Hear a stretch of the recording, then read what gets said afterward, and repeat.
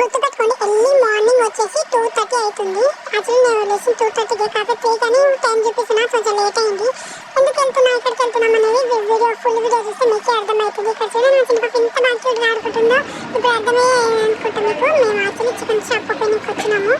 Actually ఇది వచ్చేసి 2 days back video. ఎందుకు ఇంత లేట్గా పోస్ట్ చేస్తున్నా అంటే టైం లేక ఇప్పుడు పోస్ట్ చేయాల్సి వస్తుంది.